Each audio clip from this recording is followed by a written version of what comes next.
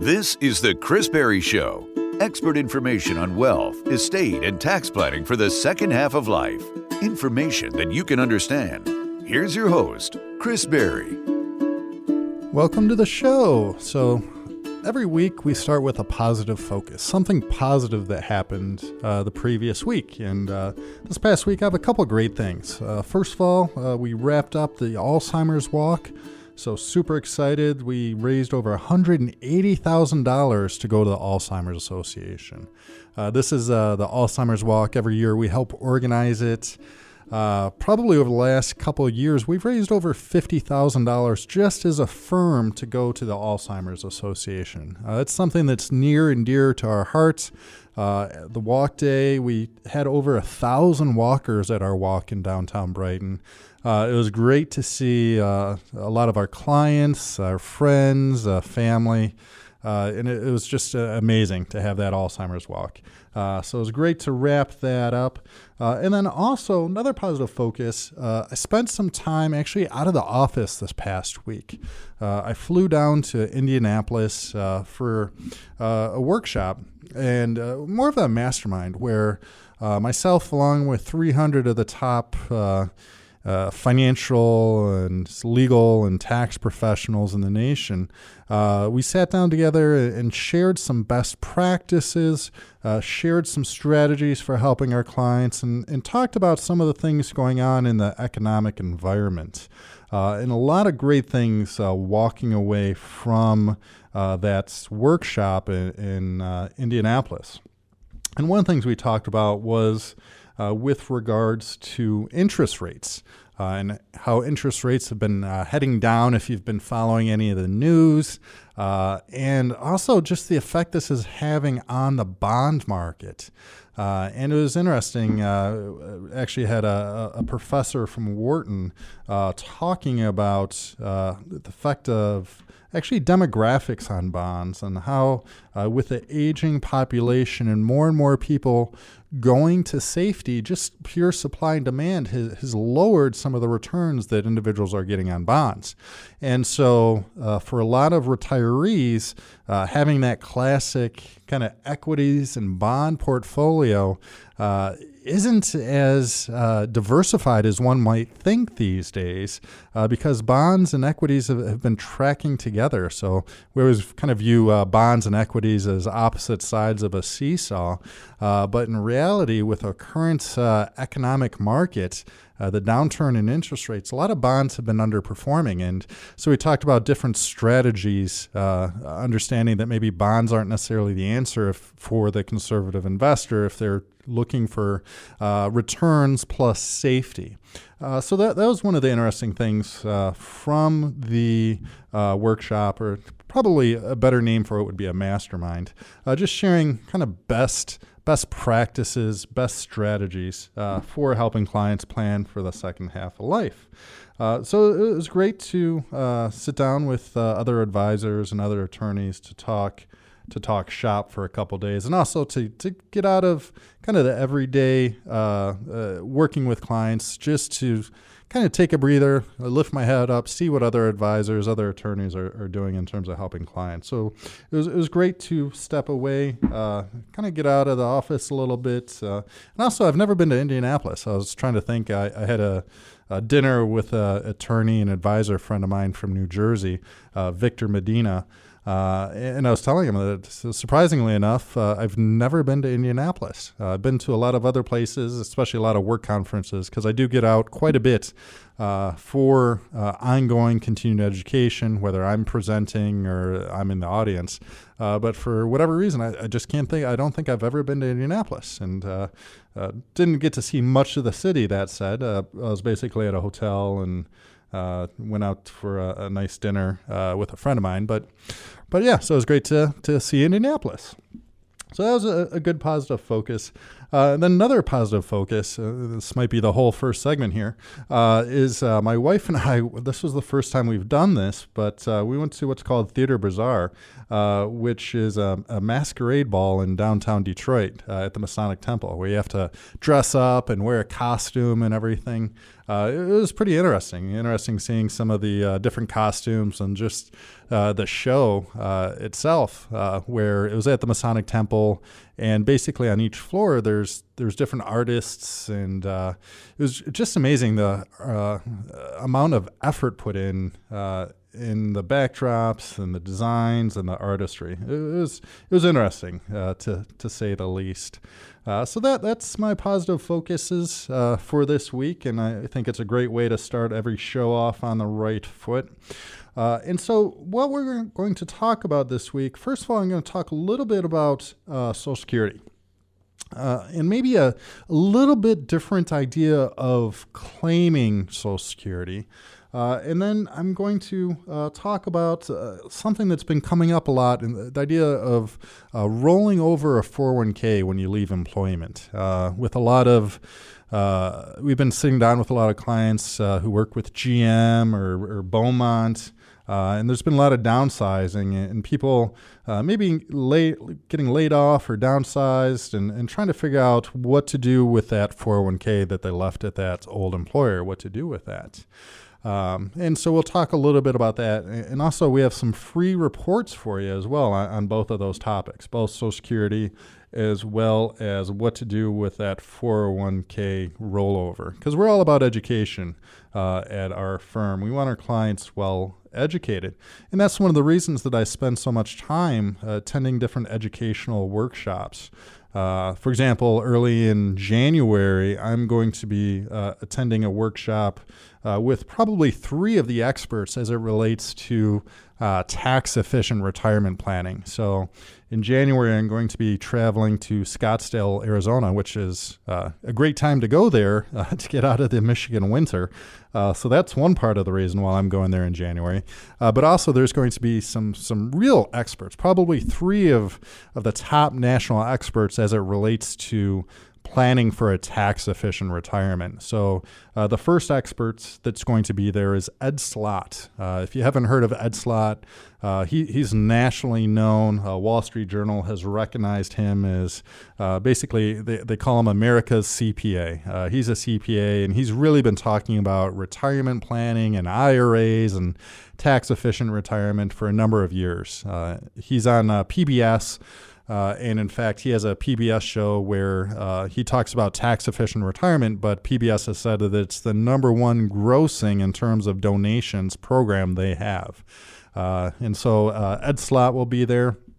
And also, I've been a member of Ed Slott's Elite IRA Advisor Group for a number of years now, where I will get out of the office for typically 2 times a year to train with Ed and other advisors on a tax-efficient retirement. So Ed Slott will be one of the experts at this event in January. Along with that is David McKnight. David McKnight is not as well known as Ed Slott, but he should be, and he will be, I think, in the future. David McKnight wrote a great book called The Power of Zero that talks about getting to a tax-efficient retirement. It's a very easy read, this book, The Power of Zero. And I typically recommend it if you want an easy-to-understand guide of the concepts of getting to a tax-efficient retirement. I'll recommend one of David McKnight's book, The Power of Zero. Now, if you're an engineer out there, then I recommend one of Ed Slott's books because it's about 350 pages. He does a deep dive into these concepts. Versus David McKnight's book, it's very easy to understand. I think it's maybe 90 pages. It's called The Power of Zero. It's a great book, great guide on getting to a tax-efficient retirement. So those are 2 of the presenters or the experts there. And then the third one is an individual, and you might not have heard his name. His name's Marty Ruby. And what makes Marty interesting is that he's an actuary by trade. So we have a CPA and Ed Slott and an actuary in Marty Ruby. Marty Ruby is an actuary. If you think being a CPA is a little bit dull, then actuary might be taking it one step further of really studying like statistics and how long people are going to live. And these are the people that calculate the rates for life insurance and long-term care insurance, that type of thing. But Marty Ruby is another expert and another person who's banging that drum of trying to get to the most tax-efficient retirement possible. So, like I said, I'm going to be taking some time out in January to travel to Scottsdale, Arizona, to sit down with these three experts, really working out the best strategies available for individuals who are looking to get to the most tax-efficient retirement possible. And the reason I bring this up is that at our firm, and just me as an individual, I'm constantly learning. I'm constantly curious. I'm always trying to figure out the best way to help our clients. And unfortunately, I'm not sure if all the planners, all of the attorneys out there have that same thirst of knowledge where they're constantly trying to improve. And it's a sad fact or sad state of affairs is that not all advisors, not all attorneys are created equal. I would say about once a week, we'll get a call from another financial advisor or sometimes even a CPA asking us or questioning some of the advice. For example, just this last week, I had another advisor who's been in this business 20 years as we're working on putting together a estate plan for one of his clients where we were naming the trust as a beneficiary of the IRAs. And he emailed over to say, hey, Chris, I thought if you named a trust as a beneficiary of an IRA, that it's going to trigger a 5-year payout, and we won't be able to stretch it out over the lifetime of the beneficiaries. Because what's happening is when you have pre-tax dollars, once you turn 70 and a half, you have to start paying required minimum distributions on that.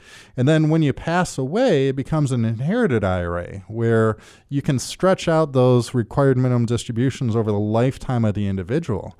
But if a trust is set up properly, then you can name the trust as a beneficiary where you can build in all the asset protection benefits of the trust, but then you can still maintain that stretch out.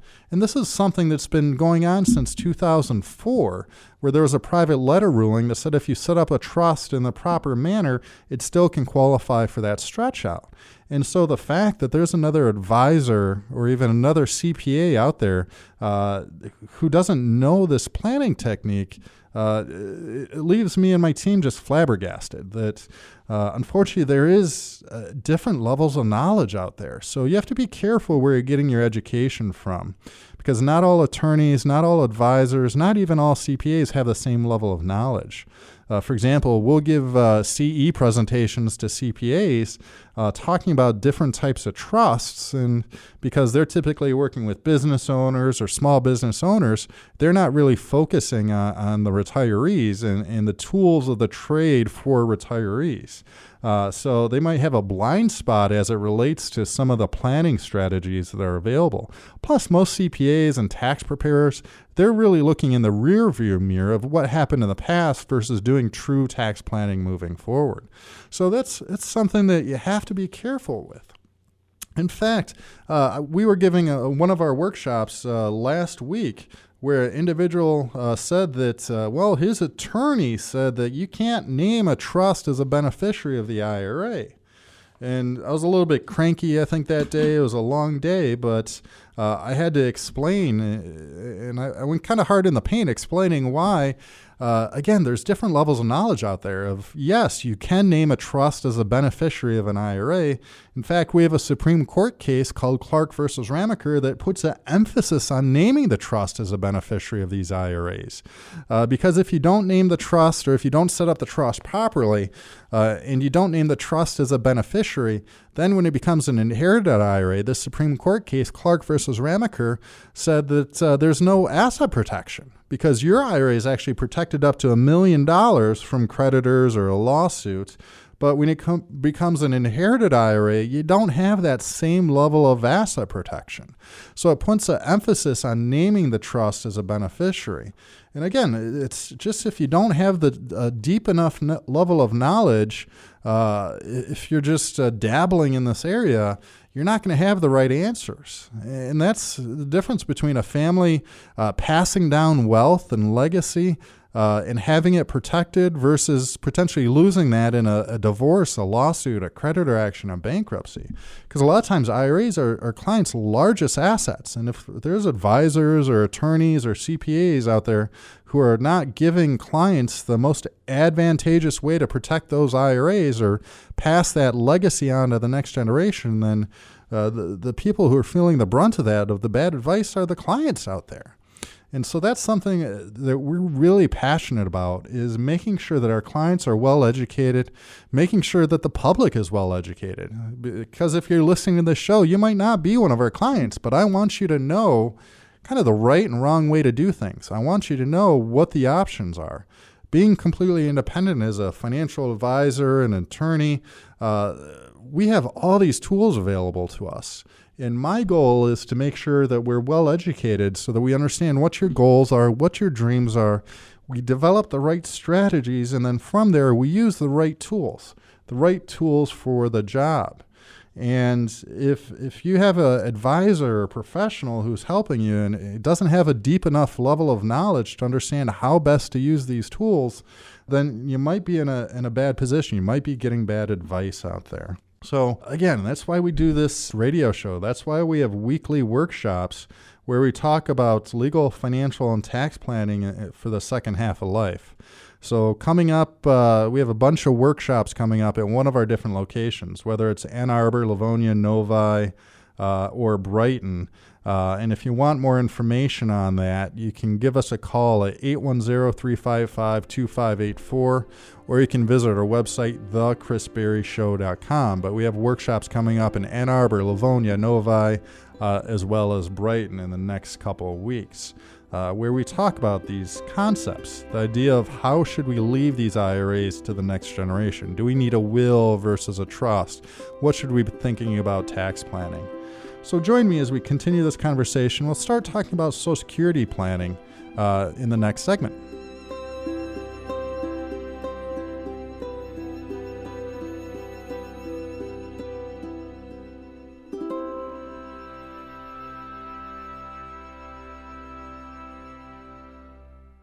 If you're looking for guidance in estate planning, make sure you talk with certified elder law attorney Chris Berry from the Elder Care Firm in Brighton, like Brian Measle and his family did. For quite a long time, I worked on my parents trying to get them to establish an estate plan or a will or a trust, and they had absolutely nothing in place. We had set a first initial meeting with Chris on a Monday with him, and that Friday afternoon, my mom had passed away, and we had nothing in place. So we kept our meeting, obviously with a heavy heart, and Chris made us feel very comfortable and assured.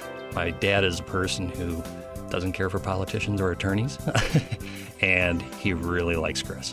Thought it was a fantastic fit for us and our circumstance. Hello, I'm attorney Chris Berry. The Elder Care Firm is here to help you and your family find solutions. Call us today. Protect your assets from probate, long-term care costs, the IRS, and get the governmental benefits you deserve. Visit theeldercarefirm.com today or call 810-214-3800. All right, welcome back. So I wanted to talk a little bit about Social Security. And one of the things that we have available is a Social Security guide. So if you want to know more about Social Security and want to review it, then I invite you to go to a website we've created just for you. So if you go to mysocialsecuritynow.com, so mysocialsecuritynow.com, you can download a free report on Social Security timing. But Social Security is one of the important things that fits into the 5 ways that we help clients. So we help clients with 5 different respects. We call this a retirement game plan, the 5 pillars of a retirement game plan. First would be income planning, and this is where Social Security fits into play, is how are you going to manage income in retirement? Because you're going to have an income gap where all of a sudden you retire, and now you need to make sure that your income is matching your expenses. And so you look at things like Social Security, pensions, and then maybe drawing on your assets. And the second piece of it is investment planning. So the assets not allocated to income, how do we invest those in such a way that we feel comfortable, that we're managing the risk inside of the portfolio? And then third is tax planning. How can we make sure that we invest the most tax efficient way possible? And then fourth would be healthcare planning, especially relating to long-term care costs and Medicare planning. And then fifth is legacy planning. So if there's anything left over, how do we ensure that we pass that down in the most efficient and effective way possible? So let's talk a little bit about Social Security planning. And again, if you go to mysocialsecuritynow.com, you can download a free report on Social Security. But we have kind of a traditional way of looking at Social Security, especially in terms of a tax-efficient retirement. But also I'm going to give you an alternative strategy. So first, let me give you kind of the more of a tax-efficient tax planning / income planning strategy for Social Security. And what I'd like to do is just kind of give you an example client. So let's say we have Mike. And let's say Mike retires at 62 and he's married. Now, does Mike have to take Social Security right away at 62? The answer is no. Retirement and Social Security are not married. You don't have to take both at the same time. So let's say Mike delays taking Social Security. Why would he want to do that? Well, the first reason is because every year you wait, you delay taking Social Security, or every year you delay taking Social Security up until age 70, your Social Security income will grow at 8% per year. So let's say your full retirement age was 66 or 67. Well, then if you were to wait until age 70 to claim Social Security, then that's going to be about 132% of whatever your Social Security would have been at full retirement age of 66, 67. So every year you wait, your Social Security grows by roughly 8% per year. Now, where else can you see that in your investments? You can't, right? So that's pretty cool, right? Especially if you think you're going to live a long time. And now some people say, well, what if I pass away early? Well, my answer to that would be, well, if you pass away early, then do you care when you claim Social Security? Probably not. But let's say you live a long time, and if you take Social Security early, then you're hamstringing yourself as you continue to age. So let's say we have that client, Mike, and he delays taking Social Security. So A, that's going to allow Social Security to grow at 8% per year, which is nice. But then also it gives him an opportune time, especially in this current tax environment where taxes are on sale, to move money from your tax deferred bucket, your IRAs, paying the taxes sooner rather than later. Because when Mike retires, his wages are going to drop, his income is going to drop, and now that's an opportune time to start moving money from those tax-deferred buckets, IRAs, 401ks, now to look at doing things like Roth conversions or moving money into index universal life that can grow tax-free. So a lot of times when we're talking about Social Security timing, one of the optimal ways to maximize that is delay taking Social Security. So that's a little bit complex, but that's kind of playbook number one, or play A, when we talk about tax-efficient retirement planning and Social Security timing, is we try to delay taking Social Security as long as possible. Now, that's one way to look at it, but here I'm going to give you a different scenario. So this is what I call explaining Social Security differently. So most people advise clients to wait until they're age 70 to take Social Security, or maybe at least full retirement age, whether that's 66 or 67. But let's kind of look at this a little bit differently, and let's weigh the balance between health and wealth. So again, this is really total planning, not just looking at maximizing the numbers. It's taking account both sides of the brain. You might not know this, but my undergrad was actually in finance and psychology. So I get both sides. On one side, there's just the financial numbers of it. Like, what is the way that we can make the numbers the biggest possible, right? That's the finance side of my planning. But on the other side, there's the psychology. It's not all about numbers at the end of the day. It's about peace of mind. It's about what's going to make you healthy. So I believe you have to have both health and wealth in retirement to retire successfully. If you have a lot of money and bad health, well, that's just no fun. And if you've got great health and no money, that's no fun either. So what's a way that we can maybe strike a balance? So let me ask you this. When do you have the best health? Do you think it's between 62 and 70 or between 70 and 78? Well, most people will say 62 to 70. So then a question I would have for you, and maybe you're working out there right now, is do you want to give the best years of your health to your employer or to your retirement? Let me say that again, because I think it's powerful. Do you want to give the best years of your health to your employer or to your retirement? And for many people, they haven't been asked this question. So let that kind of sink in for a second. Let your wheels spin around that, right? So consider this. So there's a strategy within Social Security called the Start, Stop, Start strategy. And what this means is you can turn on Social Security at 62 and live on it until age 66. And then at age 66, what you can do is you can turn it off, and then what you could do is turn on your private pension. Now you might be asking, what is this private pension? Well, by taking your 401ks and your IRAs and investing with us, what we can do is put together a private pension that can provide income for life. So this process would unfold like this. So at age 62, you start drawing from Social Security. And let's say you retire. You just say, you know what? I'm not going to give my best years of health to my employer. I'm going to take that for my retirement. So at age 66, you stop your Social Security and now you turn on your private pension.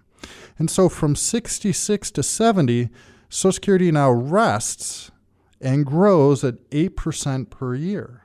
So you're still getting growth in Social Security from 66 to age 70.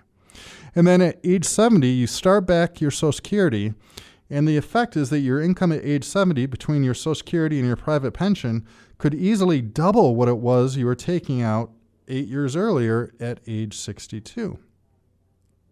So in this example, if the income you take out at age 62 from Social Security alone is sufficient to allow you to retire, then I just bought you 8 years of your best health that you can now give to your retirement instead of your employer. Now, the average length of a retiree's retirement in the year 1900 was 2 years. I know that you'd want to spend your retirement for longer than 2 years. So if we're able to get you retired earlier, say 62, plus allow your Social Security to grow, now you've got your health, and now you have the income to retire, you might want to consider that. So again, it's just thinking about Social Security a little bit differently. And the question again I ask, let's say you're age 62 right now and you haven't retired. The question I ask you is, do you want to give the best years of your health to your employer or to your retirement?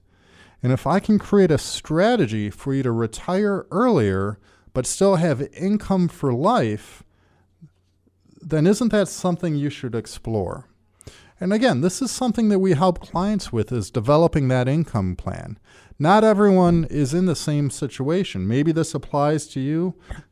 Maybe it doesn't. Maybe you're already retired and maybe this doesn't apply. But it's just something to think about. And it just shows that we're not just putting together cookie cutter plans for our clients. We want to figure out what's important to you. What are your dreams? What are your goals with regards to retirement? And then let's develop the best strategies to help you achieve your goals and your dreams. And then, and only then, once we've identified the strategies we're going to utilize, then we'll start getting into tools. Because unfortunately, too many people out there, too many advisors or attorneys, they're just focused on the tools. They're focused on setting up the trust or setting up a 60-40 blend in your investments, or setting up an annuity, or setting up life insurance. What's more important is, what are your goals? What are your dreams? And then from there, what are the strategies we're going to utilize to help you achieve your goals? And then, and only then, do we start talking about tools. So if you come to me and you're 62 or 63 and say you want to retire, but you don't think you have enough money to retire, then maybe this is a strategy we would consider, is consider the start, stop, restart strategy for Social Security. Because now we can ensure that your healthiest years aren't given to your employer, but they're given to your retirement. So this is just one of the different strategies we have available. Now, if you want to learn more about Social Security timing, I have two things for you. First of all, we have a guide for you, a white paper, where if you go to mysocialsecuritynow.com, input your name and email, we will email out a short Social Security guide that goes over the basics of understanding Social Security. So again, you can go to mysocialsecuritynow.com, and that's one option for you. The other option is we're going to be having in Livonia workshop, Retirement Taxes Today. And that's going to be coming up in the future. So if you want some more information on that, give us a call at 810-355-2584 or attend one of our Clarity Building workshops. We have these about once a week at one of our different locations. So coming up in Ann Arbor on Wednesday, October 30th at 6 p.m., also in Livonia, Tuesday, October 29th at 6 p.m. And then also November, this is going to be Novi, Tuesday, October 29th at 10 a.m. So in October, we have a couple more workshops left. That's going to be Ann Arbor, Wednesday, October 30th at 6 p.m. Livonia, Tuesday, October 29th at 6 p.m. And then Novi, Tuesday, October 29th at 10 a.m. And that's going to be our Clarity Building workshop where we talk legal, financial, and tax planning strategies for the second half of life. And it's a great overview of a lot of the issues that my clients are dealing with. And it's a great introduction to just some of our planning options. And then coming up in November, we have a lot of workshops coming up in both Livonia as well as Brighton. So if you're in the Livonia area or Brighton, we have workshops coming up in November. And then again, if you want that guide on Social Security timing, go to mysocialsecuritynow.com. You got to type that all in as one word in your browser. You can't just Google it. So go to www.mysocialsecuritynow.com to download that free guide. So also a big question I've had come up a couple times this past week is as it relates to old 401ks. So if you've left or been separated from your employment, or actually even if you're still at your employer and they allow for in-service rollovers, you might consider rolling over your 401k to an IRA. As a general rule, it's something to explore because you're going to have a lot more flexibility inside of an IRA than you will be keeping it at your employer-sponsored plan. Now, you shouldn't always roll over the 401k. There's certain exceptions to that rule, but generally, most people end up rolling their 401k over to an IRA because there's a lot more flexibility. Flexibility in terms of investments, because a lot of times your plan employer or your employer-sponsored plan, they're going to put limitations on what you can invest in inside of your 401k. Versus if you roll it over to an IRA, then you have the whole investment world available to you. So more flexibility there. Also more flexibility in terms of who you name as a beneficiary. Some employer-sponsored plans like 401ks will not allow for trust to be named as a beneficiary. So as a general rule, typically most people roll over their 401ks to an IRA. You don't have to, but we did put together a handy guide for you if you're interested in that. Where if you go to my401krollovernow.com, again, my401krollovernow.com, you can get our handy guide on 401k rollovers. And this also goes for 457s, etc. So it's just two handy guides available to you. Now, stay with us as we continue the conversation. We'll get into some of the questions and answers from our listeners. So stick with us.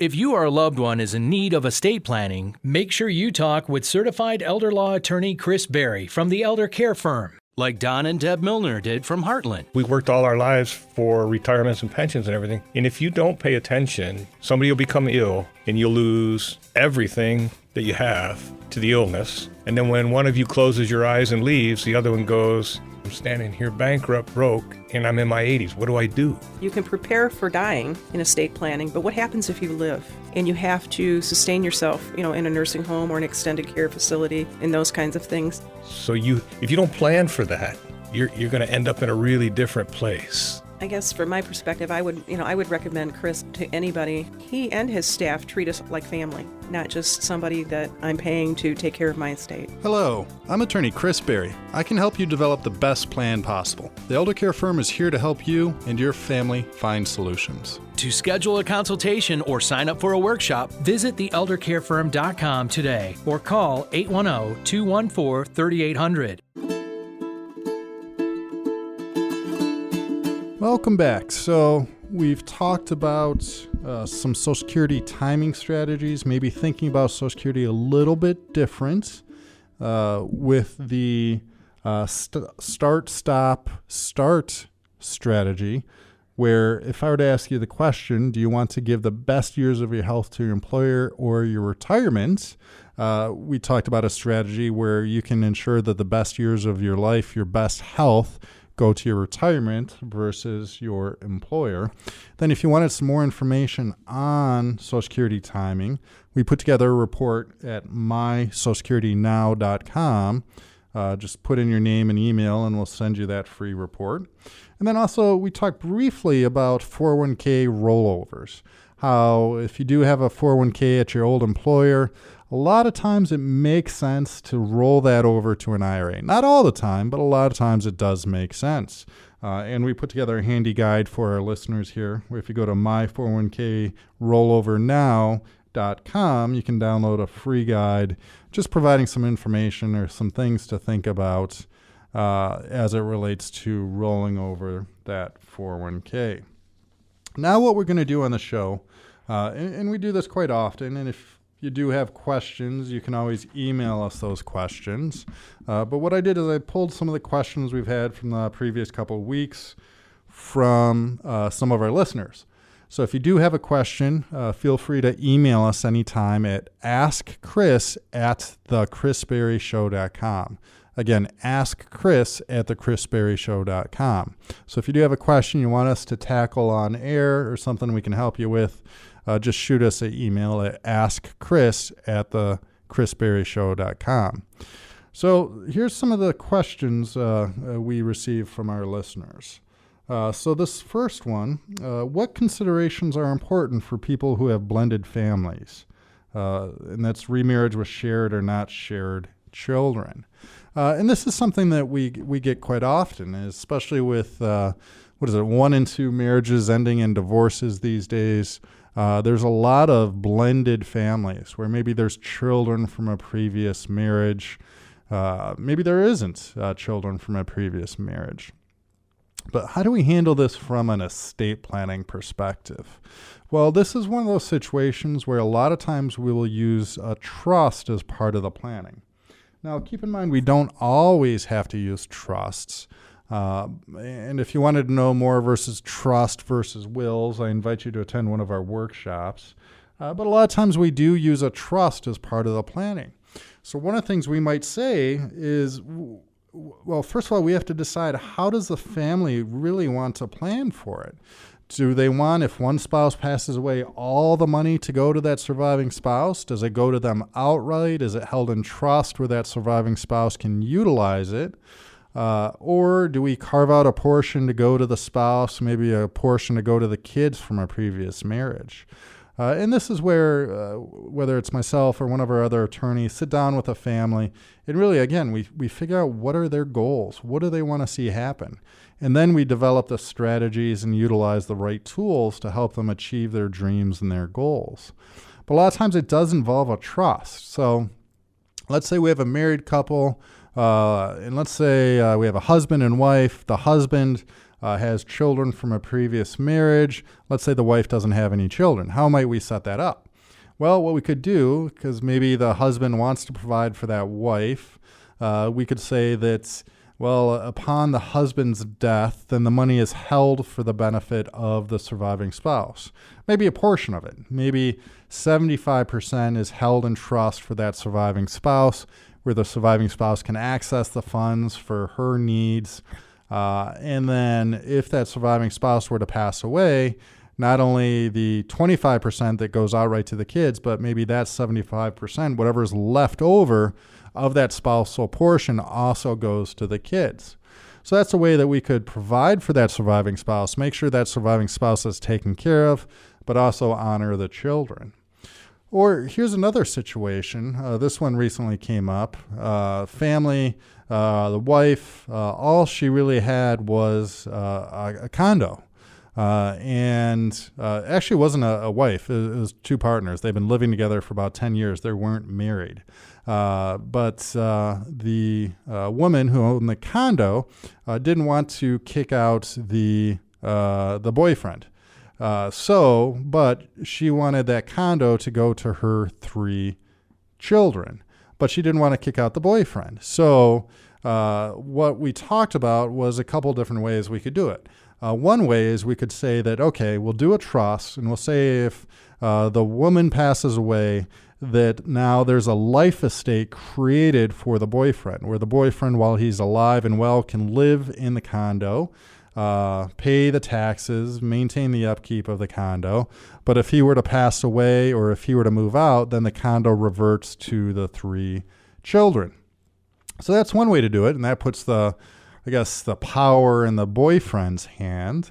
Another way to do it is we could have a trust set up where now the woman, if she passes away, the trust says that it's held for the benefit of the 3 children. But then the 3 children could choose to rent it out to that boyfriend, where he could stay there, and now he would just pay rent to the trust. And then the trust would have the 3 children as the beneficiaries. This puts more of the power in the hands of the kids. And also, we wouldn't want it to go outright to the kids, because if all 3 of them were named jointly on that condo, if there was a divorce, a lawsuit, creditor action, bankruptcy by one of the kids, then they could lose that condo. But if it was held in a trust, then that condo would be protected from any of the liabilities of those kids. So with blended families, there's always some more counseling going on there, but really it breaks down into what are the family's goals, what do they want to see happen, and then for us to develop the strategy and utilize the right tools to help them achieve their goals. So something to consider. So thank you for that question. Now, the next question is, what life changes would signal that we need to update our legal, financial, or tax planning? Well, there's a whole slew of things. For example, meeting with longtime clients, financial planning clients. We've done some legal planning for them as well. He just was downsized. So talking about earlier, kind of leaving 401ks, etc. He was just downsized. That's a major life event. Really, it boils down to major life events. Changing jobs. Well, we might want to roll over that 401k into an IRA at that time. Buying a cottage up north, so buying new property. If we have a trust, we need to make sure that gets titled in the name of the trust. So changes coming up on retirement. So as you get in your retirement age, I'd say it's the 3 years before or maybe the 5 years before and the 5 years after. We call that retirement red zone. That's a time where you need to make sure you have all your ducks in a row. So changes in employment, imminent retirement. If there's a birth or adoption or death of anyone you've named in your planning. So if you've named maybe a sibling as a beneficiary and they passed away, well, you need to think about updating that. Marriages or divorces. So if maybe one of your kids is married and you want to make sure the money flows down to the child, not to an in-law, maybe we need to update the trust or update beneficiary designations. Changes in your adult children's lives. So things like a marriage, a divorce, maybe substance abuse issues, financial immaturity, irresponsible spending are all kind of issues with the adult children that we need to take into account. And then there's going to be changes in law and changes in strategy. So, for example, we have the Secure Act, which is scheduled to pass, that's going to say that inherited IRAs can only be stretched out 10 years. Well, if we're looking at leaving IRA money to the next generation, maybe we want to reconsider that and maybe look at leaving tax-free money to the next generation. So that might warrant a change to strategy. Or there's changes that affect your legal documents as well. So if you're listening out there and your estate plan is older than 2012, I know that it needs to be updated for changes in law because we had a change with regards to the financial power of attorney law in 2012. So again, if your estate plan, if you haven't looked at your estate plan since 2012, without even looking at it, I know it needs to be updated for those changes in law. So the big thing with regards to thinking about your planning is just major changes in your life, major life events, and then changes in taxes or changes in law or changes in financial strategy. So, for example, right now, taxes are on sale. So from 2018 to 2025, if you're not taking into account tax planning, you're missing an opportunity where you could potentially save 3 to 4% at least in terms of tax savings just by deciding when you do the tax calculation. So these are things that should be reviewed, and I'd invite you basically on an annual basis to kind of sit down and review everything. Review your beneficiary designations, review your estate plan, review your investment plan and your financial plan. I sat down with some clients. We met probably about 3 years ago, and now they're retired and they're a little bit more conservative in terms of their investments, where we ran them through a risk analysis where 3-4 years ago they were at about a 50, which is kind of moderate.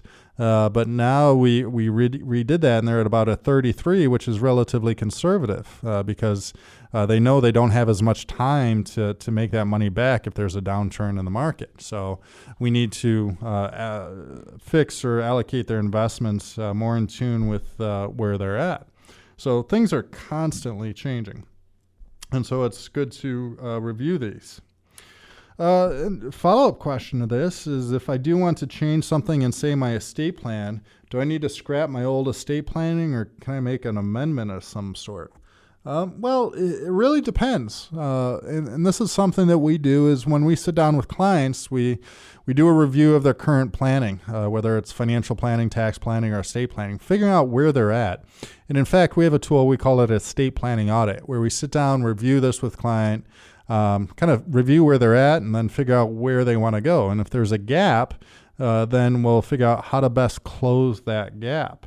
But do you have to kind of redo everything every time? No, not necessarily. For example, let's say everything in your estate plan looks good, but you haven't had it updated since 2011, and it's missing the language in that financial power of attorney document. Well, one of the things we would do is we'd just update that financial power of attorney if that's the only thing that needs to be updated. We're not scrapping that whole binder. We're just making an update to that specific tool, that specific document. So sometimes we do scrap everything if we need to go with a different strategy, but if it's just an update to one of the tools, like a power of attorney, then no, we don't need to scrap everything. We can keep everything in place and just change what needs to change. So those are just a couple of the questions that came in previous couple weeks. So I hope that was helpful. And if you do have more questions, feel free to email us anytime at askchris at thechrisberryshow.com. And some of the questions we'll take and read on air. But either way, we'll get responses back to you. So if you do have any questions or anything you want us to cover on the show, just email us at askchris at thechrisberryshow.com. And then again, if you do want to see how this information applies to your specific situation, you want to see the show live, we do have workshops coming up in Ann Arbor, Livonia, and Novi for the rest of October. So we're going to be in Ann Arbor on Wednesday, October 30th at 6 p.m. You do have to RSVP for these workshops. And in fact, that Ann Arbor one might be full. So do give us a call, but we might have to get you in the next one because I think that one might be full, especially our evening ones. They fill up pretty quick. And then we're going to be in Livonia on Tuesday, October 29th at 6 p.m., and then Novi on October 29th at 10 a.m. So that last week of October, we're hitting Ann Arbor, Livonia, and Novi. And what we do at these workshops, we call it our clarity building workshops, where we start planning for the second half of life in 3 easy steps. First, creating your own rule book versus relying on the government's rule book. Then you need to understand the threats and how to minimize them, and then learn your options moving forward. And it's a great workshop where we touch on legal planning, financial planning, tax planning, all under one roof. Because a lot of our clients, they appreciate that family office where all of the pieces of their investments, their income, their legal, their tax planning, all fits together under one roof. We can help you with a piece of it, or we can help you with every aspect of your planning. So I hope you enjoyed the show today. A couple last things I wanted to leave with you. We talked about some Social Security timing techniques. If you do want some more information on Social Security, you can go to mysocialsecuritynow.com. Download a free report that goes over the basics of Social Security optimization. If you want to learn more about whether you should or should not roll over your 401k, we have a free report for you, my401krollovernow.com. Again, my401krollovernow.com. And there's a free report for you there that gives you some information on whether to consider that rollover 401k, rolling it into an IRA. And then with that, I want to thank everyone for listening to the show this week. Really energized after coming back from that workshop. A lot of great things coming in the future. We're really excited about that. A lot of workshops coming up. Again, education is what we're all about. I think it's something that I inherited from my dad, who was a professor at Oakland Community College for 47 years. We really believe in education. We want to make sure that not only are we well educated, but our clients are well educated. So I hope you enjoyed the show this week. Make it a great week. Take care. Learn more about Chris Berry and how he can help your family by visiting online at thechrisberryshow.com. That's thechrisberryshow.com. You can also call Chris Berry at 810-355-2584. That's 810-355-2584. This program content reflects the opinions of Chris Berry and his guests, not the elder care firm Prosperity Capital Advisors or the Castle Wealth Group, and is subject to change at any time without notice.